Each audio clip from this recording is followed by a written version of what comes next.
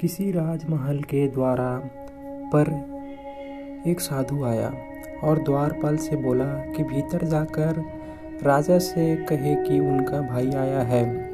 द्वारपाल ने समझा कि शायद एक कोई दूर के रिश्ते में राजा का भाई हो जो संन्यास लेकर साधुओं की तरह रह रहा हो। सूचना मिलने पर राजा मुस्कुराया और साधु को भीतर बुलाकर अपने पास बैठा लिया। साधु ने कहा, कहूँ अनुज, क्या हाल चाल है तुम्हारे? मैं ठीक हूँ, आप कैसे हैं भैया? राजा बोला। साधु ने कहा, जिस महल में मैं रहता था वह पुराना और जर्जर हो गया है, कभी भी टूटकर गिर सकता है। मेरे 32 नौकर थे, वे भी एक एक करके चले गए। 5 रानियाँ भी वृद्ध हो गई और अब उनसे कोई काम नहीं होता। यह सुनकर राजा ने साधु को 10 सोने के सिक्के देने का आदेश दिया। साधु ने 10 सोने के सिक्के कम बताए।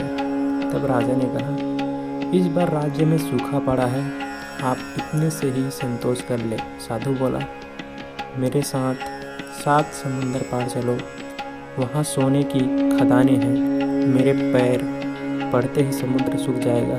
मेरे पैरों की शक्ति तो आप देख ही चुके हैं। अब राजा ने साधु को 100 सोने के सिक्के देने का आदेश दिया।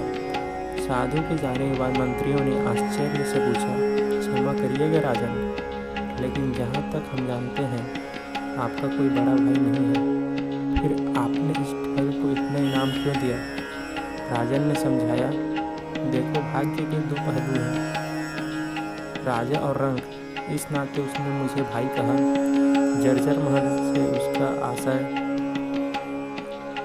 उसके बूढ़े शरीर से था। 32 नौकर उसके दांत थे और 5 वृद्ध रानियाँ उसकी 5 इंद्रियाँ हैं। समुद्र के बहाने उसने मुझे उलाहना दिया कि राजमहल में उसके पैर रखते ही मेरा राजकोष सूख गया, क्योंकि मैं उसे मात्र 10 सिक्के दे रहा था, जबकि मेरी हैसियत उसे सोने से तौल देने की है। इसलिए उसकी बुद्धिमानी से प्रसन्न होकर मैंने उसे 100 सिक्के दिए और कल से मैं उसे अपना सलाहकार नियुक्त करूँगा। इस तरीके की कहानी आपको कैसे लगा, प्लीज़ कमेंट करके बताएं।